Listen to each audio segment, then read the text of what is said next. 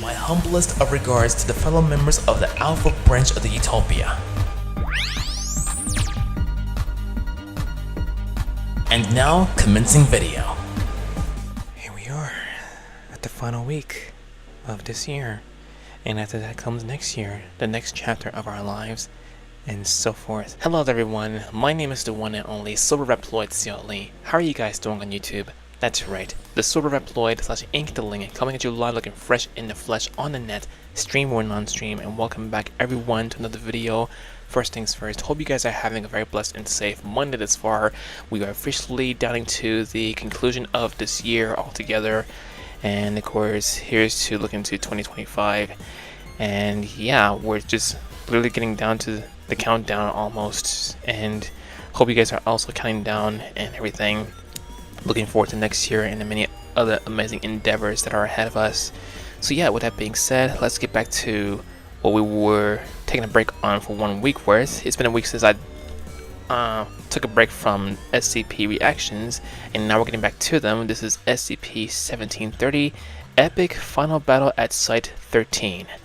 And we're getting back to reacting to some more SCP animations, and we're going to do more of these next year as well, with the inclusion of the many other amazing stuff that I have in store for you guys next year as well. So yeah guys, let's go ahead and wrap up our final SCP reaction for this year, and then we'll move on to something that Dash recently posted as well. So before we start the reaction guys, for those who are new to the channel, thank you all very much as always for tuning in, and of course giving the channel a very excellent glimpse. And of course, additionally, thank you all for this year, even though it may have been a massive letdown. I know most of you guys feel the same way, but it doesn't matter. We'll still have more amazing years ahead of us, and hopefully they'll be much more positive and everything. So with that being said guys, let's go ahead and get started with this reaction right here, the epic final battle at Site-13. So basically this is the continuation to the Site-13 story that transpired when I reacted to the Site-13 episode. So we're looking at the final battle of this site. And yeah guys, with that being said, the giveaway series is still transpiring, even though we hadn't gotten to the winner of the giveaway, but rest assured guys, we'll definitely get there, and the winner will receive this. If you need more details in regards to the giveaway, please refer to the comment section, where there will be a pin of the giveaway video details regarding what to do in order to participate and of course become the luckiest winner of the giveaway. Make sure you like this video if you enjoyed, leave your comments down below, and of course please subscribe for more with the notifications activated. And big shout outs to the members on behalf of the Utopian branch, aka the membership branch. If you also want to become a member on behalf of the Utopia, please do not hesitate to refer to the join button, review the perks, and of course the perks will be granted to you by yours truly. Make sure you also subscribe to SCP Explained for more of their explanatory animations. As always guys, the channel is provided in the usual areas: DCO, description, comments, and an outro. And with that being said, let us go ahead, right to this video. We shall see how it goes. Wrong clip now. It's the mission of the century, a daring rescue into the depths of one of the most dangerous locations in the multiverse, Site-13, otherwise known as SCP-1730. When the impossible Site-13 was first discovered, multiple mobile task forces were sent to plumb its depths, and none returned. They were greeted to a labyrinthine nightmare, littered with deadly cognitohazards, escaped SCPs, and mysterious, murderous leeches. Some were trapped along with the civilians they were sent to rescue. Others were killed or changed in unimaginable ways. Mobile Task Force Apollo 3, also known as the Game Wardens, had been sent in on a rescue mission when they encountered a horrifying sight: the captured broadcast of Bobble the Clown, a dangerous SCP corrupting and destroying children through its deadly messages. But this Bobble was different. Much like everything from Site-13, this Bobble came from an entirely different dimension, and he had terrifying information to relay. In the universe where Site-13 originated, the site's psychopathic director, one Elliot Emerson, had struck a deal with the Global Occult Coalition, a controversial government group who intends to protect humanity by killing anomalies rather than containing them. Emerson had converted his site into an unethical, unrestrained slaughterhouse and was incinerating SCPs by the hundred in a so-called body pit. But Emerson's game of death came back and bit him, snapping the threads of reality and turning the entire site into a dimensionally displaced super anomaly. The game wardens realized they were in way over their heads. Their chances of surviving this place were dropping by the second, and if they wanted any chance of succeeding in their mission, they needed backup. Oh, yeah, of course. Site Command called in MTF Tau 5, aka Samsara. Calling in Samsara for a run-of-the-mill collection mission was like using a bazooka. Why did they need a to kill bazooka to housefly. take out just a But for a small case as housefly? severe as 1730, their skills were not only nice to have, but vital. Samsara are among the best of the best, immortal cybernetic clones forged from the flesh of a god, equipped with weaponry and technology that could surpass even that of other elite Mobile Task Force units. The 4 members of Samsara are so adept at what they do, they earned the nickname Power Rangers among their peers. The remaining game SCP wardens Power knew Rangers. that with Samsara Go on the case, figure. they may actually survive this thing after all, and they just needed to hold out. Samsara arrived on site not long after, packing some serious technological heat, including arm-mounted incendiary cannons, shock-absorbing leg extensions, heat-resistant plating, and built-in scramble adaptations within their eyes to ward off the deadly cognito hazards. Everyone involved was in for the fight of their lives. The 4 Samsara agents, Irantu, Nanku, Munru, and Onru, entered via a drainage gate in one of the office buildings above ooze. ground and began their Or the descent ooze. inside. After observing numerous charred bodies, they deduced that there must have been a massive incinerator somewhere on site. Emerson's incinerator, theorizing that this was connected to the body pit they kept hearing about, they descended further, feeling the temperature rise as they did so. Due to the anomalous nature of 1730, nothing inside made any kind of logical sense. Caused by a reality-warping machine known as Thresher, the internal geography of Site-13 was subject to constant shifts. The team then split up to cover more ground. Munro and Nanku continued to follow the pipes and the heat toward the furnace, while Irantu and Onru broke away to explore what lay beyond a weak wall. After busting through the wall, And a mirrored Irantu and wall. Onru explored several empty office blocks before finding their way into a control room with a glass observation Such a convergence deck. in While terms the of window was chambers. obscured by garbage and human corpses, signage indicated that the incinerator and the body pit were directly below them. The team once again reconvened and managed to activate the incinerator, which shredded the mass stuck inside with several large turbines before burning the resulting slurry. The same process that had happened to so many anomalies under Emerson's watch. Wait, With so- the path cleared, Samsara decided to descend via the incinerator, using the drainage pipe as a kind of makeshift tunnel. Eventually, they happened upon the leeches. Large, black, and hungry. These creatures seemed to infest 1730 by the thousand. Anywhere that blood or drainage runoff could be found, the leeches could be found too. They didn't appear to have any connection to an anomaly previously secured and contained by the Foundation. So they had nothing to do with the squeezed and wriggled anomaly through the cracks in the walls, underground. searching for fresh blood. Onru detected that the leeches all moved with a kind of collective purpose, suggesting a telepathic hive mind. Onru was able to tap into this hive mind using her cybernetic enhancements and map the chaotic geography of 1730 through the leech colony's collective knowledge. With this new advantage, they could add a second goal to this rescue mission: find the Thresher device causing all the instability and potentially reduce power to it if possible. But they were on the clock to save the other survivors, as those leeches were sure to get hungry. Imagine for being warm in a blood place like soon. that, They held followed hostage. the leeches down the most direct path toward That'd the be a massive survivors. nightmare On to the way, never they forget. encountered a horrifying creature, the many-limbed humanoid nightmare that functions as Emerson's eternal punishment. His charred body tied screaming and alive to the platform where the monster's head should be. They managed to make it past the monster before finally rendezvousing with Captain Hollis of Mobile Task Force Zeta 9, otherwise known as the Mole Rats, as well as the game wardens and the other survivors. There were 27 surviving members of Site-13 staff, many of which had severe injuries, making it even harder to transport them back to safety through the hazardous terrain. And to make matters worse, the leeches were back. The team quickly decided that the best route out of here was directly past the Thresher, where they could reduce power to the machine for just long enough to create a stable path of escape. Nanku opened fire on a horde of approaching leeches with a flamethrower, and everyone began running for their lives. It was a final make-or-break dash to safety. However, their advance was soon stopped by a strange robed creature drawing a cognito-hazardous meme on the wall with its claws. When the team attempted to engage, it attacked, exposing additional deadly memes and the dangerous effects of its single white eye. And we're not talking about internet memes here. These are symbols and information that are often deadly to even bear witness to.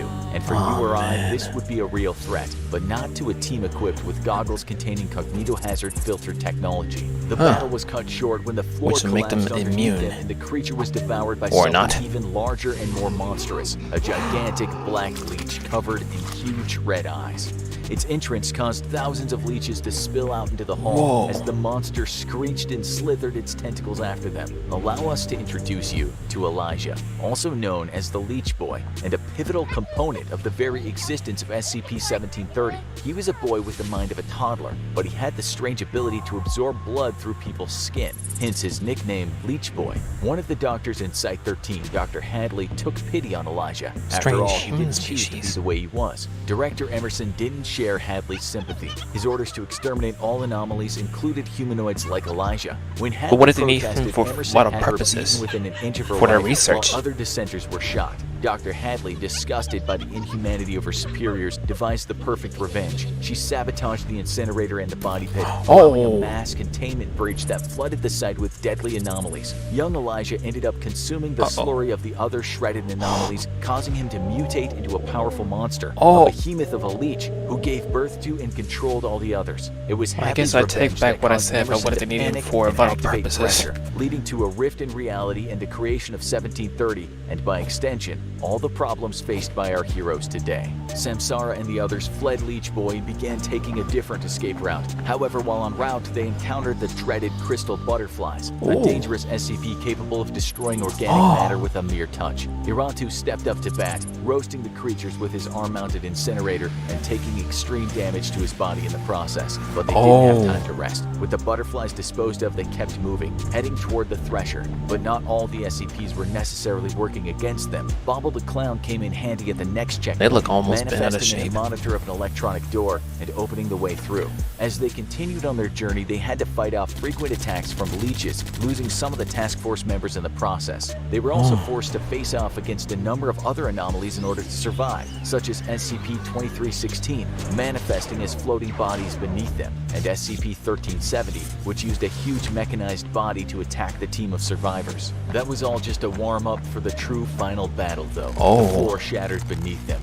and out of an impossibly huge Leech Boy. chamber, the monster that had once been Elijah wriggled free, reaching for them with huge tentacles and shrieking from its thousand-toothed maw. It was at least 200 meters tall and barely reacted to any amount of firepower. It seemed like they were all doomed until Captain Hollis had a truly crazy idea. With the help of Samsara, she led the bloodthirsty abomination down through the cryonic center and into an Olympia-class testing chamber. There, as the Leech Boy was bearing down on them, Hollis opened the gates to two adjacent containment cells, and something beyond incredible happened. Two of the most powerful SCPs ever known, a giant sword-wielding gate guardian and the reality-bending cosmic deer, SCP-2845, entered the arena. What followed was one of the most epic showdowns in the history of the SCP Foundation, as the deer and the gate guardian went to battle against the all-devouring leech. While the monsters fought, Hollis ordered her team to get the rest of the survivors to safety. She and Moonru of the Samsara team remained behind to prevent any of the anomalies from escaping,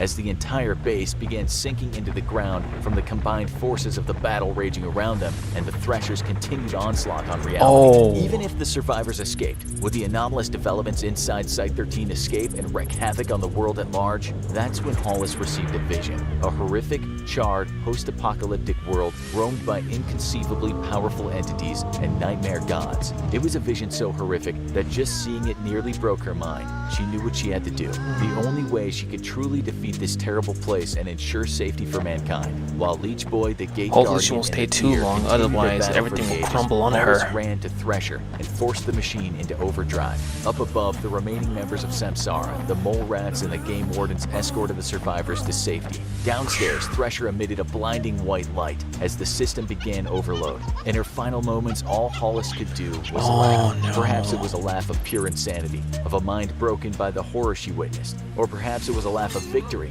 knowing that in spite of the immense powers all around her, she had won the day. She had saved not only the survivors and her teammates, but possibly all of humanity. And all it cost her was everything. Outside, the survivors had reached a safe distance away when the entirety of Site-13 imploded in a final brilliant flash. When the dust cleared, SCP-1730 was gone. All that was left was an immense crater where the impossible base should have once been. Captain Hollis had done it. Through overloading the Thresher machine, she'd taken this anomaly out of the world the exact same way it had entered. It was torn from its moorings on our Earth and kicked into the infinity of space-time, perhaps never to be seen again, along with everything it contained. SCP-1730 was reclaimed declassified to neutralized. Of course, the Foundation would have plenty of other anomalies to pursue soon after, but the nightmare of Emerson's Site-13 was over once and for all.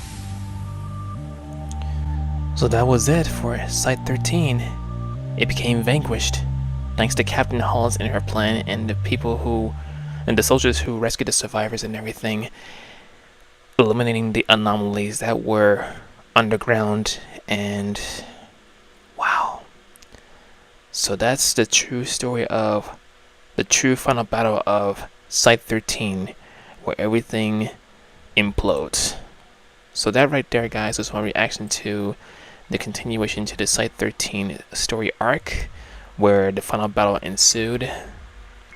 And yeah, guys, once again, rest well, Captain Hollis. Thank you for your amazing duties. You will forever be honored. Guys, I'm going to end the reaction right here. Hope you guys enjoyed it very much. And if you did, as always, everyone, do not hesitate to like this video if you enjoyed. Leave your comments down below and subscribe for more with the notifications activated. And make sure you also subscribe to SCP Explained for more of their explanatory animations. Channel is provided in the description, comments in the outro. And guys, my social media, Twitch, and my song list are also provided in the description as well. If you wish to commission a song made by yours truly that you can use for your content, etc., please do not hesitate to let me know via social media, and we'll go from there for I do song commissions. This is me signing off for now, Silverreploid Utopia. I love you guys, stay fresh in the flesh and off the hook, and on behalf of the Utopia, I'll catch every single one of you in the next video. If you love music, and if you would like to partake in supporting my channel by purchasing music, please refer to my song list down below. Hey guys, Silverreploid Utopia here. I want to thank all of you for watching this video. Please smash on the like button, subscribe for more content if you're new, and please turn on the push notifications. And also, please make sure you check out my other videos or any video on display and show tons of love and support for not only me, but to those who are also involved. Have a great one, and I will see you guys in the next video. Bye!